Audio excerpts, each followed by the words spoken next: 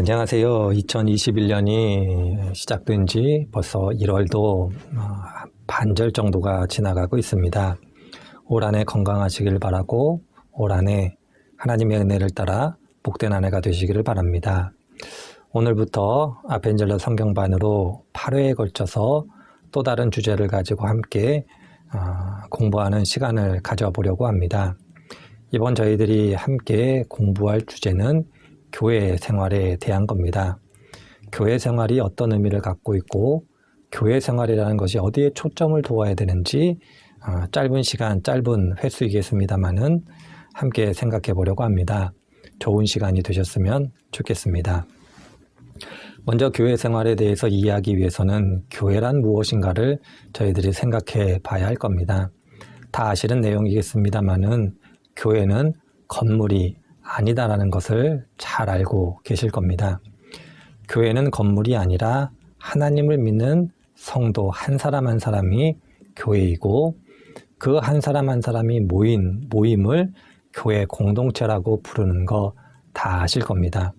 눈에 보이는 건물은 예배의 장소, 예배당일 뿐 교회는 아니다라는 거, 그것을 정확하게 이해하고 있으셔야 합니다. 자, 그럴 때 이 교회 공동체 혹은 교회 생활의 근본이 되는 두 가지 요소가 있는데 그것이 바로 신앙 고백과 영성입니다. 이 두 가지가 전제됨으로써 교회가 시작되었다라는 것을 저희들이 알아야 되는데 그런 의미 속에서 하나하나 생각해 보려고 합니다. 첫 번째로 신앙 고백을 살펴보도록 하겠습니다. 신앙 고백은 간단하게 설명을 드리자면 그것은 사람의 철학과 사상이 아니라 하나님을 만난 사람들의 고백이다라는 것, 그것이 바로 신앙 고백이다라는 것을 알아야 합니다. 하나님을 만난 사람들, 하나님께서 만나주신 사람들이 내가 만난 하나님이 어떠한 분인가를 자신의 신앙의 경험 속에서 고백적인 내용으로 혹은 고백의 내용으로 기록되어진 것이 신앙 고백이라는 겁니다. 그런 의미 속에서 신앙 고백은 사람이 아닌 하나님으로부터 기원한 것이다. 이렇게 말씀을 드릴 수 있고 신앙 고백이 없으면 믿음도 있을 수 없다는 겁니다. 믿음이 있다고 하면서도 신앙 고백을 할 수 없다면 그것은 어찌 생각해 보면 하나님에 대한 만남 체험이 없다라고 그렇게 말씀드릴 수가 있을 겁니다. 그런 의미 속에서 신앙 고백은 하나님을 만난 사람들의 고백이고 그 고백이 체계적으로 정리된 것이 신앙의 고백이다. 이렇게 말씀드릴 수 있을 겁니다. 자, 이처럼 중요한 신앙 고백입니다만은 그럼에도 불구하고 신앙 고백은 항상 성찰되어야 합니다. 왜 그러냐 하면 인간이 하나님을 만날 때에 인간의 지혜 혹은 지식이 하나님의 그 크신 넓이를 다 이해할 수 없기 때문에 한계를 가지고 있기 때문에 그렇습니다. 예를 들어보면 이렇게 예를 들을 수 있겠죠. 철학책이 있다고 합시다.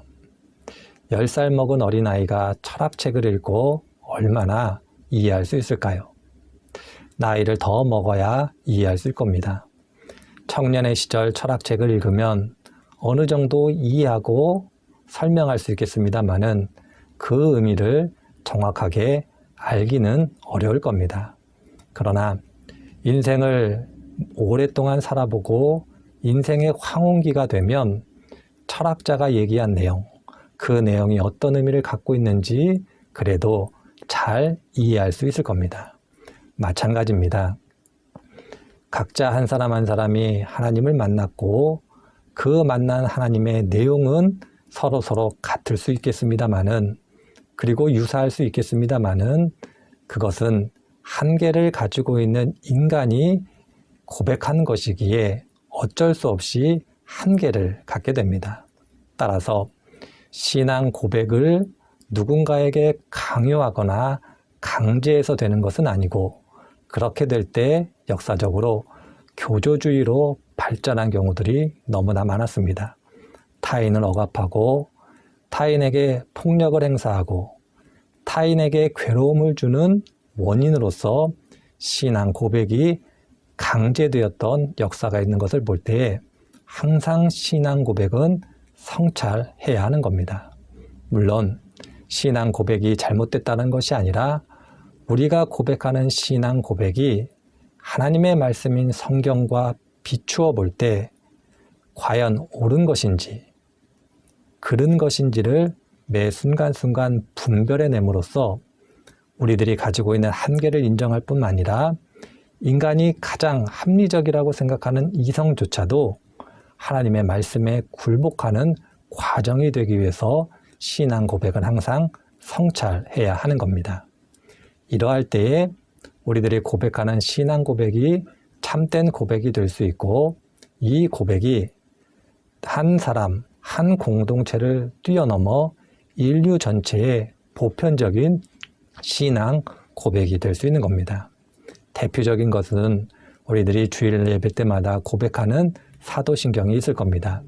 그것은 단순히 한 사람의 고백이 아니라 오랜 기간 동안 많은 신앙인들이 함께 경험했던 하나님에 대한 신앙의 고백이었을 뿐만 아니라 그것이 하나님의 계시라고 불리는 성경과 비추어 볼 때 틀리지 않다라는 것을 확증할 수 있었기 때문에 우리들이 지금까지도 가지고 있는 귀한 신앙 고백이 되는 겁니다. 그러할 때 신앙 고백이 어떤 의미를 갖고 있고 신앙 고백이 왜 성찰이 되어야 되는지 기억해야 할 겁니다. 자, 두 번째로 교회 생활에 있어서 중요한 요소인 영성을 또한 생각해 봐야 합니다. 영성이라고 하면 많은 분들이 생각하는 것이 있을 겁니다. 어느 집사님, 어느 권사님 영성이 좋아 하면 기도를 많이 한다든지 예배에 열심히 참석한다든지 봉사를 열심히 한다든지 아니면 다른 내용이겠습니다만은 무엇인가 신비적인 것이다라고 이렇게 생각하는 경향들이 있을 수 있겠습니다만은 엄밀히 따지자면 기독교 영성이라는 것은 그런 의미라기보다는 우리의 신앙 고백이 실천되어지는 것을 성경은 영성이라고 이야기를 합니다. 고백이 실천되어지는 것, 고백이 열매 맺는 것, 바로 그것이 영성이다. 이렇게 성경은 우리들에게 이야기를 합니다. 내가 하나님을 고백합니다. 그리고 그 고백을 성찰합니다. 그리고 그 성찰되어진 신앙의 고백이 삶의 실천으로 드러나는 것. 고백이 고백으로 끝나지 않고 삶으로 드러난 것, 바로 그것을 영성이라고 이야기를 합니다. 따라서 영성을 저희들이 이야기할 때 가장 중요한 것이 있는데 그것은 영성은 신비일 수 있으나 신비주의는 아니라는 겁니다. 여기서 말하는 신비라는 것은 자연적인 인간, 타락한 인간, 원초적인 인간이 가지고 있는 인간의 한계를 뛰어넘어 무엇인가 할 수 있다는 겁니다. 예를 들어보면 이렇게 예를 들 수 있습니다. 예수님께서 원수를 사랑하라고 말씀하셨습니다. 원수를 사랑하라. 이것은 자연적 인간은 할 수 없는 일입니다. 이것은 인간의 본성으로는 거의 불가능한 것이다. 이렇게 말씀드릴 수 있습니다. 그런데 이것을 해내는 것이 바로 영성입니다. 자연적 인간이 할 수 없는 것, 그것을 해내는 것이 바로 영성이기 때문에 그것은 신비입니다. 그러나 신비주의, 곧 인간의 이성, 인간의 합리성, 그것으로부터 이탈되어진 어떤 것을 추구하는, 그럼으로써 신비가 아닌 신비주의라고 불릴 수밖에 없는 비합리적인 것을 행하는 것은 영성이 아닙니다. 그러할 때에 저희들이 교회 생활의 근본이 되는 영성, 그 영성이 무엇인가를 정확하게 이해하실 수 있으셔야 할 겁니다. 따라서 영성은 신앙 고백이 실천되어지는 것으로 신비적인 것이나 신비주의는 아니다라는 것. 그럼으로써 신앙 고백 위에 교회가 세워지고 영성의 실천 가운데 교회가 유지된다는 것을 이해할 때 교회 생활을 바르고 하나님 보실 때에 아름답게 행할 수 있는 겁니다.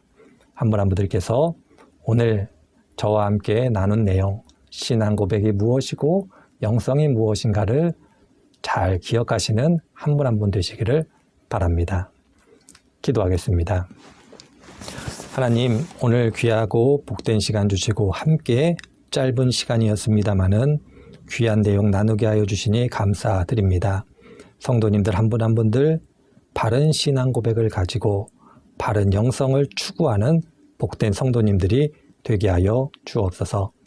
21년이 시작이 되었습니다. 한 해 동안 지켜주시고 보호하시고 인도하시는 귀한 성도님들 되게 하여 주옵소서. 감사드리며 예수님의 이름으로 기도드립니다. 아멘.